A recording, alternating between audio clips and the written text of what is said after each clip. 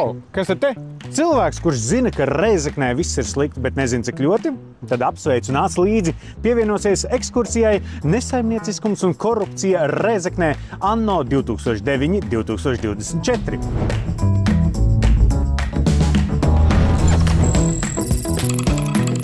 Nezinātājam šī ēka, kas atgādina padomu televizoru, varētu neko neizteikt, bet zinātāji mēļo, ka tas ir piemineklis Rēzeknes domes ekonomiskajam izrāvienam. Kas par to, ka pasaules spā galvaspilsēta skaitoties Budapešta? Aleksandrs Bartaševics domāja, ka tā ir Rēzekne. Pirms 7 gadiem viņa vadītā doma nolēma par 8 miljoniem būvēt spā. Un tas nebūšot pašvaldības. Uzbūvēs, un tad nāks investors ar 5 miljoniem un uzbūvēs arī viesnīcu. Pēc Bartaševica stāstītā radās sajūta, ka investors būs nevis jāmeklē, bet gan drīzāk nāksies atkauties no piedāvājumiem. Ka Rēzekne spā pasaulē īstenībā ir tā nūģīgā meitene romantiskajās komēdijās, kura noņem brilles, izlaiž matus, un visi puiši viņā uzreiz iemīlās. Ir 2025. gads, notikušas jau vairāk kā 10 izsoles, bet investors nav atradies. Laikam tās brilles nav noņemtas. Starp citu, ūdens šeit pamazām sāk parādīties. Bet kamēr princis investori izskatā nav atradies, par uzturēšanu jāmaksā pašiem rēzekniešiem. Un tikai 1000 eiro par elektrību un 4000 eiro par apkuri mēnesī. Bet ja investors tomēr atradīsies, tad Rēzeknes viesi spā varēs aplūkot dedzinātu spriedzes dēļus no Somijas, ķieģeļus no Vācijas, granītu no Portugāles. Un ņemot vērā, ka domes aprēķins bija, ka uz šo spā plūdīs viesi no Baltkrievijas un Krievijas, tad diezgan loģiska materiāla izvēle, tā teikt, lai iepazīstas ar pūstošo rietumu ekskluzīviem materiāliem. Bet tikmēr atlaistais Rēzeknes mērs Bartaševičs savos priekšvēlēšanu solījumos varētu iekļaut apņemšanos baseinā ieliet ūdeni, jo liet ūdeni viņš prot.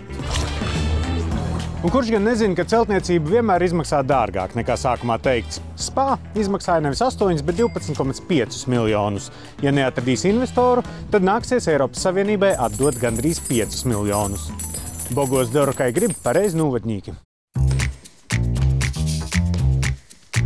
Starp citu, kā jau ierasts Rēzeknē, viens no spā būvniekiem bija Latgālija. Tāpat kā šeit.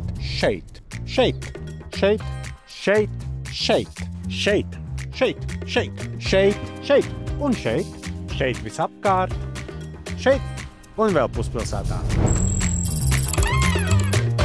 Bet kuram gan varētu piederēt tik veiksmīgs uzņēmums, kas gandrīz vai visu Rēzekni uzbūvējis? Skaidrs, ka tas nevarētu piederēt Rēzeknes ceram bijušajam mēram Bartaševičam. Tad jau tur būtu interešu konflikts. Nē. Latgalija pieder Bartaševiča sievai un viņa brālim. Un tur nav interešu konflikts. It nemaz.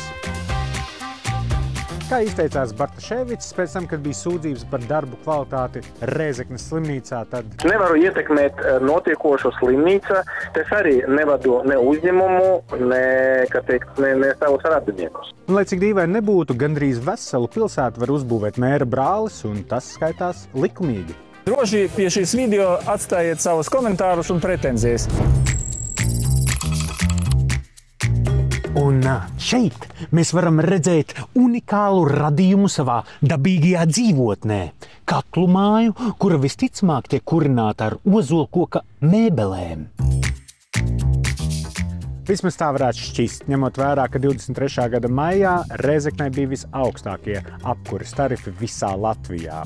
Šī te privātā ar šķeldu kurināmā katlumāja tika atklāta 22. gada nogalē, un Rēzeknes siltumtīkla solīja, ka tarifi samazināsies. Realitātē bija tā, ka Rēzeknes siltumtīkls sākoties pilna mēroga iebrukumam Ukrainā tarifus strauji paaugstināja, bet samazināt aizmirsa. Vismaz līdz tam brīdim, kad beidzās valsts atbalsts siltumenerģijai. Kas nozīmē, ka Rēzeknes siltumtīkli enerģiju ražoja par 128 eiro par megavatstundu, bet pārdeva par 214 eiro par megavatstundu, un Rēzeknes iedzīvotāji valsts atbalstu neizjuta. Principā Rēzeknes siltumtīkli ir kā tāds bagātais čoms, kurš piedāvā savam draugam, studentam nopirkt aliņu, bet pēc tam no viņa iekasē par 2 reizes vairāk naudiņām, jo esot jākrāj ceļojumam uz Prāgu. Kāds sakars ar Prāgu? Redziet, tad, kad darbu bija sākus pagaidu administrācija, jo pilsēta bija bankrota priekšā, tika meklēts, kur un ko nogriezt. Bet ne Rēzeknes siltumtīklos. O, nē! Rēzeknes siltumtīkli nosūtīja saliedēšanās pasākumā uz Prāgu 25 savus darbiniekus un 15 viņu ģimenes locekļus, jo visi zina, kas ir ģimenes vērtības. Креативность, упорство и настоящий командный дух. Rēzekniešiem šis saliedēšanās brauciens izmaksāja vien 24 000 eiro. Kad šis nāca gaismā, vadība zaudēja amatus. Cerams, ka tagad saliedēšanās braucienos dodas ar sabiedrisko transportu. Pavizināsimies! No 22. gada rēzeknieši, kuru alga ir zem 90% no Latvijas vidējās algas, sabiedrisko transportu sāk izmantot bez maksas. Iepriekš to bez maksas izmantoja skolēni un cilvēki virs 60. Un nevis pensionāri, jo pensionēšanās vecums Krievijā ir zemāks nekā Latvijā, if you know what I mean. Sabiedriskais transports bez maksas izklausās burvīgi, gluži kā Tallinā. Tikai atšķirība tāda, ka Tallina var šādus izdevumus atļauties. Iespējams, dārgie ekskursijas dalībnieki, jūs esat ievērojuši caurviju motīvu. Rēzeknē pēdējo 11 gadu laikā ar līdzekļiem rīkojušies tikpat apdomīgi kā pirmklasnieks, kuram iedod 100 eiro un saka, aizej nopēc kaut ko ēdamu. Nav jābrīnās, ja pirmklasnieks iznāk no veikala ar čipsiem un končām, bet par pieaugušiem valsts pilsētas vadītājiem gan vajadzētu rasties jautājumiem.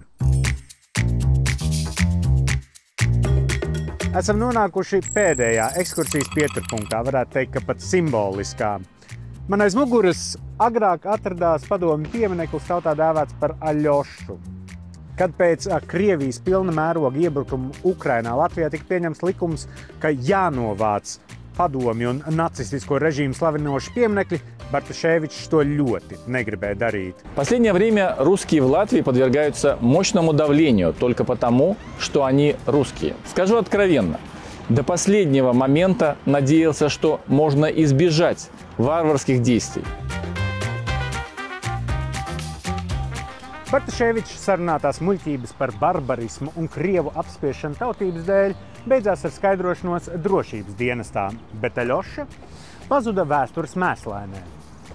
Man ir teorija, ka Aļoša bija Bartaševiča veiksmes talismans, jo nepagāja ilgs laiks no Aļošas aizvākšanas līdz brīdim, kad no bankrota priekšā esošās pilsētas vadības tika atlaists Bartaševičs, kā lēmusi pirmā tiesa likumīgi.